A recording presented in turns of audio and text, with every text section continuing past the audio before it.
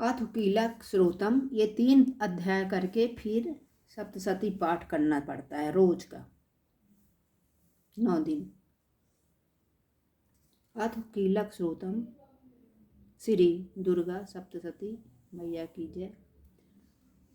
महर्षि श्री मार्कंडे जी बोले, निर्मल ज्ञान रूपी शरीर धारण करने वाले हे देवत्रयी रूप दिव्य 3 नेत्र वाली, जो कल्याण प्राप्त के हेतु है तथा अपने मस्तक पर अर्धचंद्र धारण करने वाले हैं, उन भगवान शंकर को नमस्कार है। जो मनुष्य इस कीलक मंत्र को जानता है वही पुरुष कल्याण को प्राप्त करता है। जो अन्न मंत्र के जाप कर केवल सप्तशती स्रोत से ही देवी की स्तुति करता है, इससे ही देवी की सिद्धि हो जाती। उन्हें अपने कार्यों की सिद्धि के लिए दूसरे की साधना करने की आवश्यकता नहीं होती। बिना जाप के ही उनके उच्चाटन आदि सब काम सिद्ध हो जाते हैं। लोगों के मन में शंका थी कि केवल सप्तशती की उपासना से अथवा सप्तशती को छोड़कर अन्य मंत्रों की उपासना से भी समान रूप से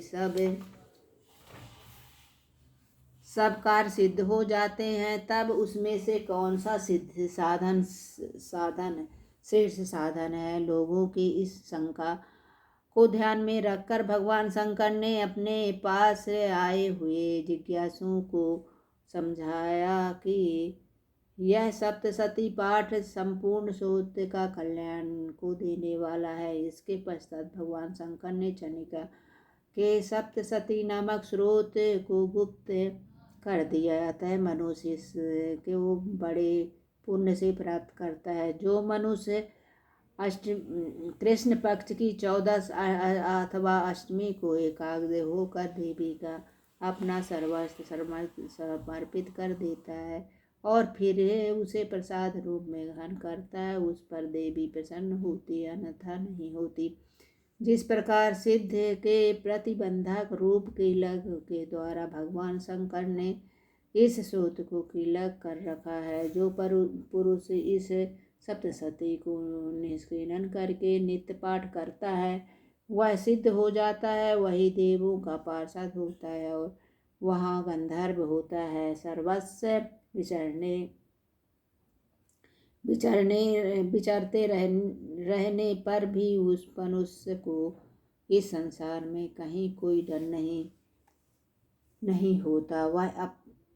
वह आप मृत्यु के बस में नहीं पड़ता है और मरकर मोक्ष की प्राप्ति हो जाती है। किंतु इस कीलक की विधि को जानकर ही सप्तशती पाठ करना चाहिए। जो ऐसा नहीं करता वह नष्ट हो जाता है। कीलक और निष्कीलन संबंधी जानकारी के पश्चात ही स्रोत को निर्दोष होता है और विद्वान पुरुष इस निर्दोष स्रोत को ही पाठ आरंभ करते हैं। स्त्रियों में जो कुछ सौभाग्य आदि दिखाई देता है वह सब इस पाठ की ही कृपा है।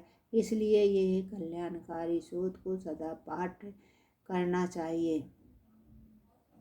इस स्रोत को सैना पाठ करने से भी स्वल्प फल की प्राप्ति होती है, इसलिए उच्च स्वर से इसका पाठ आरंभ करना चाहिए।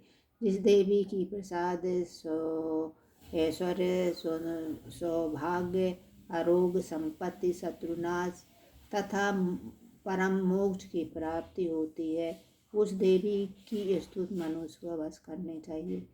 इति कीलक स्रोत समाप्ता।